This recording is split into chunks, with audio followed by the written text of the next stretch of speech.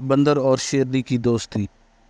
ٹلو بندر ایک درخت سے دوسرے درخت پر تیزی سے چھلانگ لگاتے ہوئے اپنے آپ سے بول رہا تھا، جلدی جلدی کر ٹلو، جلدی رات ہونے سے پہلے تجھے گھر پہنچنا ہے، ورنہ امی کی ڈانٹ سننی پڑے گی۔ بچاؤ بچاؤ، ارے کوئی ہے جو میری مدد کرے، مجھے اس گڑھے سے باہر نکالے۔ اچانک ٹلو کے بندر کے کانوں میں آواز آئی۔ ٹلو کی آواز کی سمت بڑھا اور ادھر ادھر دیکھنے لگا، مگر اسے کوئی نظر نہیں آیا۔ اچانک اس کی نظر گڑھے کی طرف گئی تو وہاں ایک شیرنی پھنسی ہوئی دکھائی دی۔ ٹلو نے ڈرتے ہوئے کہا، یہ کیا رانی شیرنی، تم یہاں کیسے پھنس گئی؟ مجھے نہیں پتا ٹلو بھائی، میرے بچے بھوکے تھے، میں تو جلدی جلدی جا رہی تھی، اس گڑھے میں پر بہت سارے پتے پڑے ہوئے تھے، میں نے جو ہی یہاں چھلانگ ماری تو ایک دم سے اس میں گر گئے۔ یہ کہہ کر رانی شیرنی رونے لگی۔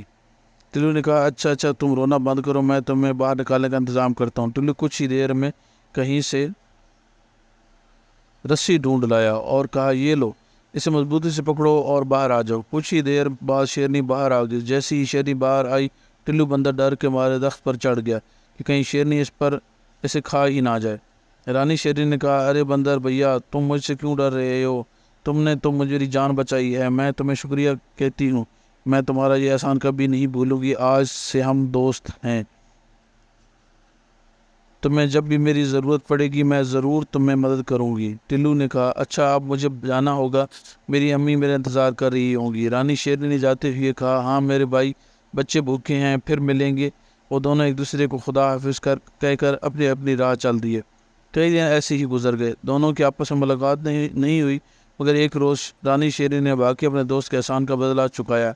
ہوا یوں کہ اس جنگل میں ایک چیتا بھی رہتا تھا جو چھپ چھپ کر جانوروں کا شکار کرتا تھا۔ ایک بار شکار کی تلاش کرتے ہوئے وہ اس درخت پر چڑھ گیا جس پر ٹلو کا بڑا سا گھر بھی تھا۔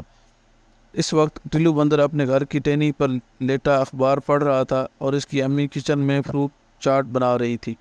چیتے نے انہیں دیکھ کر ہونٹوں پر زبان پھیرتے ہوئے کہا، واہ دگڑو چیتے، آج تو پارٹی ہوگی۔ پارٹی؟ دگڑو آہستہ آہستہ آگے بڑھا اور ایک دم سے ٹلو پر حملہ کر کے اسے اپنے پنجوں میں دبوچ لیا۔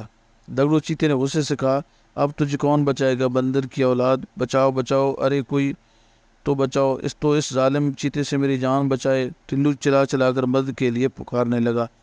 اچانک خود کو چھڑانے کی کوشش میں اس کی ٹانگ پھسل گئی اور وہ سیدھا نیچے جا گرا۔